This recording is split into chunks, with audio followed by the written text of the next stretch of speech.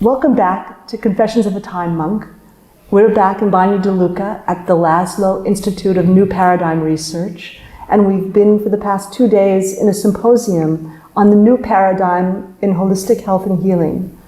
And we're sitting now with our last speaker of the conference, Marcus Schmieke.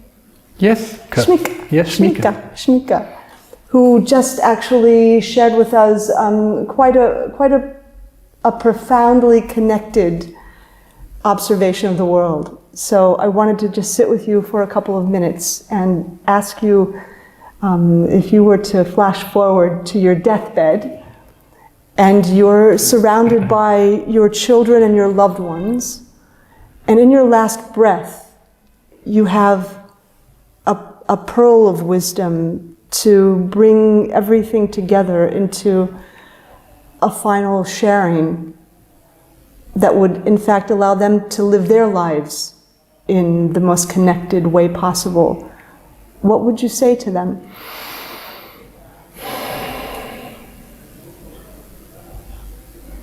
I think what I will say that time will be different from what I would say this time, but if it would be now, I would, to all those who still stay in this world, if I'm gonna leave, to just live their life fully.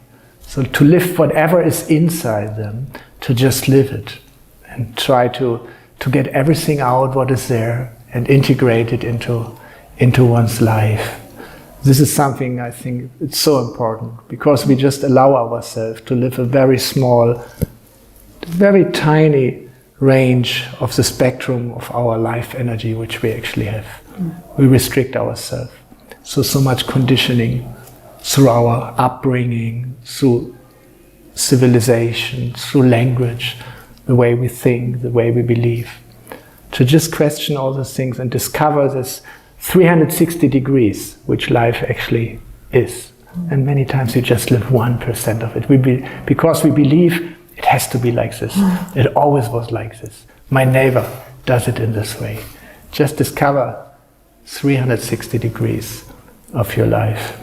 And the second, I think it's what I would say now from my life experience, just look if people come to you. And life is mainly meeting other people. See what is their real intention, what is the real thing they want from you, and the real thing you can actually give to them. And it's mainly people come because they want to be loved. And they ask for something different. They ask for money, for this, for that. But this is what they really want, and this is what we can give. So I think this is very important, to just use each opportunity to meet another person. What is your feeling about what love is to someone?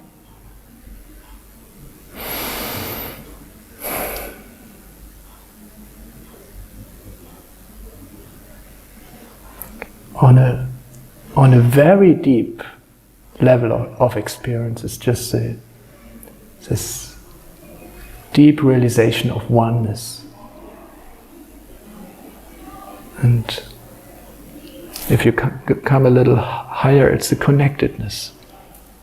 If you don't experience the oneness, just imagine you go to someone you don't even know and say, you are me, I am you. It might be intimidating, so we express it in a different way. If you come to the more closer to our consciousness, it's a feeling for the other. It's empathy.